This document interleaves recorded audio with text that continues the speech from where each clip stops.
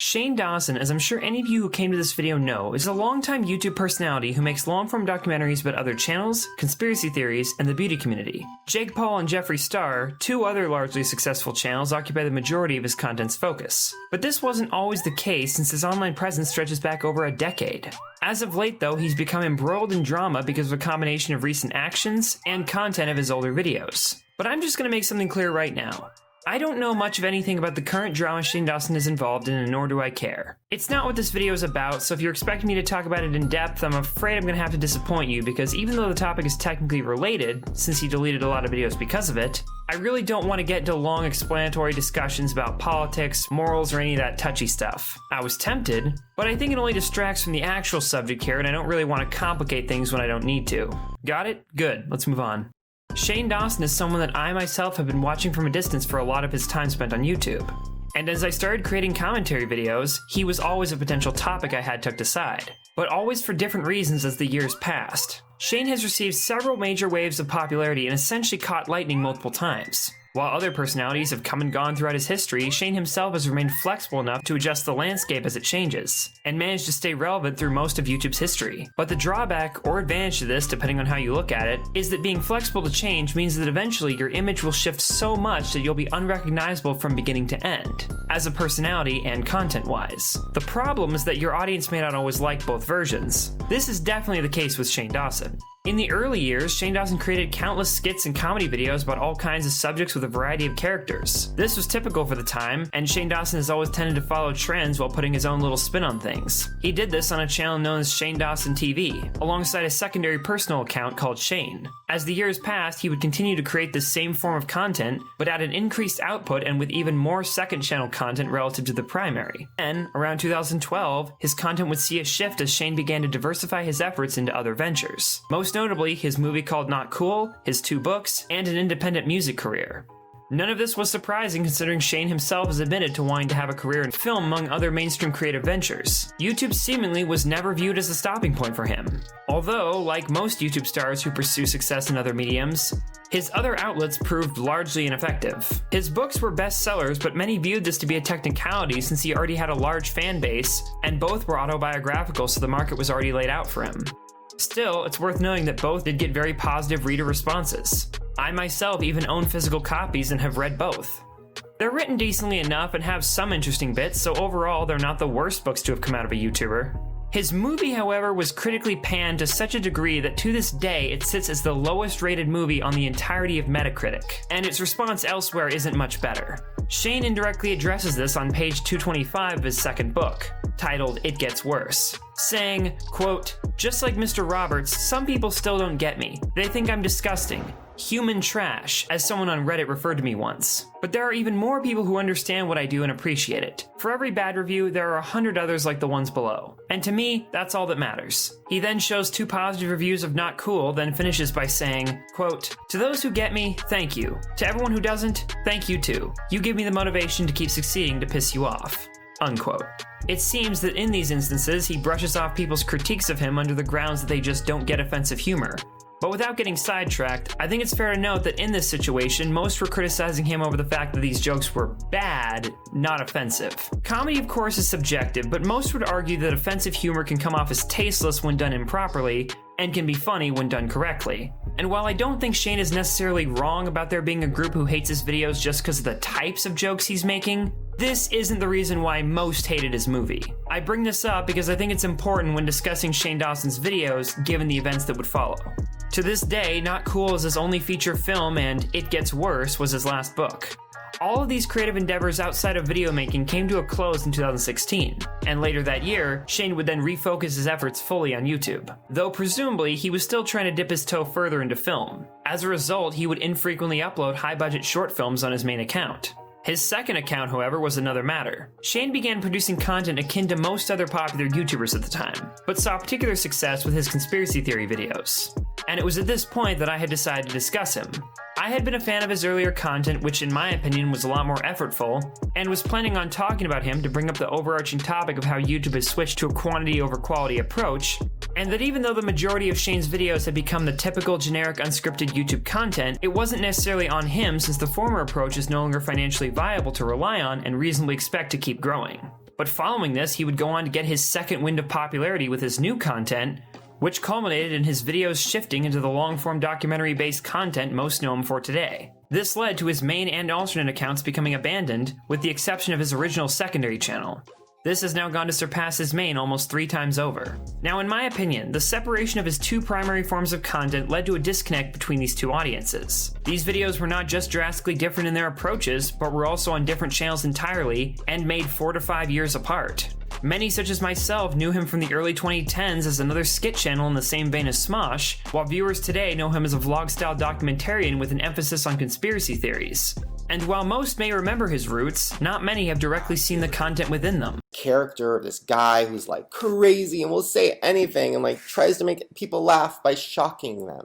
That was my thing. That was what I did on YouTube. A lot of people now don't know that. If you started watching my videos more recently, you might not know that. But back in the day, from 2008 to 2012-ish, maybe 2013, that was my thing. This is why, in my opinion, every year or so Shane experiences major backlash for something he said or did in the past. The audience he had years ago is just too separate from his audience now, and the online climate has changed too greatly for the two to be compatible. Now obviously, his actions have stepped over the line more than once, but I'm not here to argue for or against any of the things Shane has done.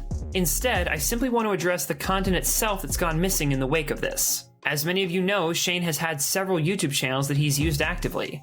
But with the recent controversy, he's prouted a lot of content on each. Based on a few archives of his video backlog on Shane and Shane Dawson TV, it can be determined exactly how many videos were removed in total. On Shane, his biggest account, we know that as of the Beautiful World of Shane Dawson video, Shane has uploaded 1,558 videos that were public at one point, and 2 were posted since this, bringing that up to 1,560. Today, this channel has 655 online, meaning that 905 were taken down over the years. Using Social Blade, it can be determined that as of the 27th of June 2020, Shane net lost nearly 1.2 billion views when he prouted the majority of his content. He's done mass purges like this before when drama happens, like in January of 2018, when he removed 150 million views worth of content, so even though we know the total number of videos removed by him, it's unclear as to how many he took down at any one time. His purge in 2018 was most likely due to the drama that occurred at that point when he references in his Regarding the Rumors About Me Today video. On Shane Dawson TV, his former main channel, we know that he'd uploaded at least 283 videos total, and after the deletions, only 2 remained. But during the writing of this script, he seemingly vetted through a lot of it and re-uploaded 9 more. The most likely reason being that these videos all share a playlist on his new main channel. So for now, unless anything changes, 272 videos are now lost from his main account. 877 million views worth were removed on the 27th, and nearly 170 million views worth from January of 2018. But contrarily, unlike with his other account, we do generally know what videos were removed at what time. And that's because I've wanted to make the video you're watching right now for so long that I actually started researching which videos were missing before this drama ever happened. At least on Shane Dawson TV. And I have the names and thumbnails of some that were recoverable, but emphasis on were, because the Wayback Machine recently went through a massive change that resulted in many of the actual videos on the pages they'd saved no longer being viewable. In other words, you can access the watch page but not play them, or even download them. And unfortunately, at the time of doing the research, I didn't have a downloader that could grab videos from here, so I didn't get them in time. Most of these went missing from his purge in January of 2018, and I tracked them down in March of 2019 just as Google Plus was being shut down, and the links preserved on it were about to be lost. If you've seen my other Lost videos, you'd understand how this plays a role, but I digress. His third and most recent channel, known as Shane Glosson, has had no content removed in these recent months, and likely because of its creation being long after his departure from offensive humor. Unfortunately for Shane, that didn't stop it from getting its monetization revoked when YouTube took it away on this and his other 2 channels for that reason. His fourth and only other main channel, known as Human Emoji, which was once called Shane Dawson TV 2, has been completely scrubbed of its content. And unfortunately, I don't have the archives necessary to determine exactly how many videos were on it prior. My only record of it is glitched since it's showing videos posted on other channels for some reason, and claims that this number is as high as 811. But the most interesting thing about all this is that these videos were actually taken down in August of 2019. In other words, not when this drama was going on. Those are all his main channels, but that's not the end of Shane Dawson related content being deleted in the heat of this drama. You see, during the height of his older content's popularity, Shane had a girlfriend known as Lizbug on YouTube. and the two of them would post collab videos on her channel quite a bit. On June 27th, however, the same day as Shane, she deleted 156 million views worth of videos, then almost 300 million views worth the next day, and then 10 million 2 days after that. She currently has 93 remaining uploads of what had once been 1,428. 1,335 were deleted all at once, bringing the total deletion count up to a minimum of 2,512 videos between all these channels. But a more likely estimate would be around the range of 3,000 to 3,500. This is because on top of the unknown amount of videos taken down from human emoji that can't be determined, Shane Dawson also owns countless smaller channels made years ago for each of the many characters he'd play. The ones I was able to track down were It's Shanae, Aunt Hilda, Nerd Dawson TV, another one called Shane Ya Dawson Vivo.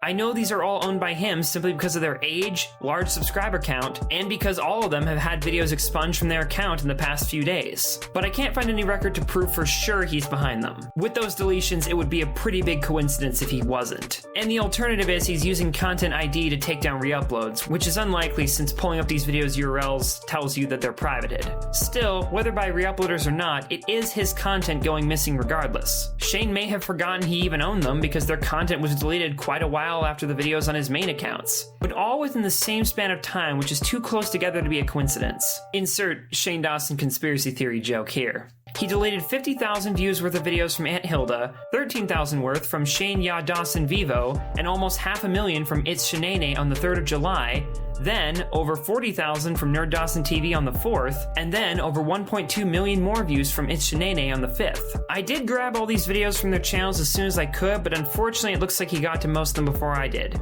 even by just a few hours. So I don't have very much in the way of content to show you that I've recovered, because everything I grabbed is still up. As stated, the Wayback Machine has deleted a lot of its stored files, so I wasn't able to recover very many old Shane Dawson videos from there, no matter how popular they were or how often the Wayback Machine had saved them. I had the chance to do so last year, but unfortunately I opted out and I'll be kicking myself for that for a while. Especially because very few others have made a legitimate effort to recover what's lost. I combed through both YouTube re-uploads and archive.org file submissions, and all I found were compilations of jokes Shane Dawson had made which drove the controversy, and a defunct playlist containing URLs to videos on the character channels that Shane deleted a few days later. Personally, I don't care too much about what Shane said or did. What I care about is recovering lost content, especially when it's by a creator I myself have watched before. Whenever I make one of these YouTubers lost videos, I end up getting DM'd on Twitter by someone who usually has more of that person's missing content. And most of why I'm making this video now is because I'm hoping the same will occur. Now that I've showed you generally what's missing, I'm hoping some of you will fan out and try to help find more. I have been thinking about making a documentary about him and his online history, and the mass deletions will definitely make that difficult since I can't recover enough to build a complete picture. So, while other videos about YouTubers' lost content that I've made have been analyzing their past videos, consider this video a detailed recapping of what was deleted and where from as a call to help locate any of it that you can, since my tools to do so have basically been invalidated and I haven't saved any of his stuff prior. So the dust is still settling, of course, so we won't know for sure what will and won't resurface as time goes on, but I hope I can at least get the attention of the right person while the drama is still hot. If you have anything, please let me know.